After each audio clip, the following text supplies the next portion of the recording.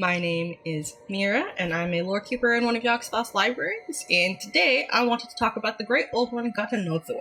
We first see it appear in H.P. Lovecraft's 1935 story Out of the Eons. Few of its names include the Dark God, the Devil God, the Demon God, the Thing on the Mount, Tanta, Tanota, Tan, and Katanta. Oozing and surging up out of that yawning trapdoor in the Cyclopean crypt, I had glimpsed such an unbelievable behemothhic monstrosity that I could not doubt the power of its original to kill with its mere sight. Even now, I cannot begin to suggest it with any words at my command. I might call it gigantic, tentacled, proboscidean, octopus-eyed, semi-amorphous, plastic, partly squamous, and partly rugose. Ugh. But nothing I could say could even adumbrate the loathsome, unholy, non-human, extra-galactic horror and hatefulness and unmutterable evil of that forbidden spawn of black chaos and illimitable night. As I write these words, the associated mental image caused me to lean back, faint, and nauseated.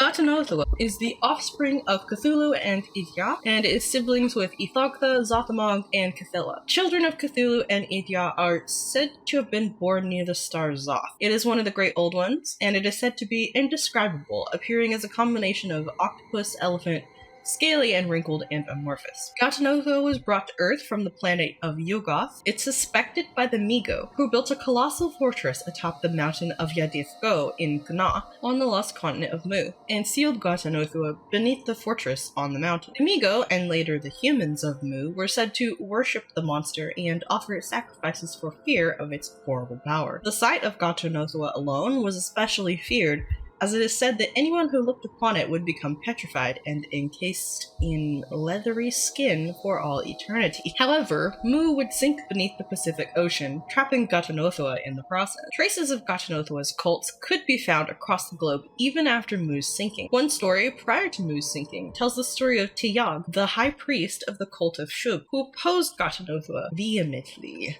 It is said that he created a magical scroll that could protect the holder from the effects of seeing Ghatanothoa, and he resolved to climb the mountain to the god's home to confront the horror and potentially kill it. Bold, that's all I have to say about that. Ghatanothoa's priests, obviously, took offense to this, and so they secretly did the old switcheroo with his magical scroll, giving him a worthless one. Tiyag never returned from his trip up Yadithgo, and his fate remains a mystery, but I think we can deduce what became of him. 10,000 years later, the Ghatanothoa high priests had gained so much power that they demanded the closure of all other gods' temples on Mu. Xanthu, a high priest of Ithogtha, obviously took offense to this and attempted to summon his god in response.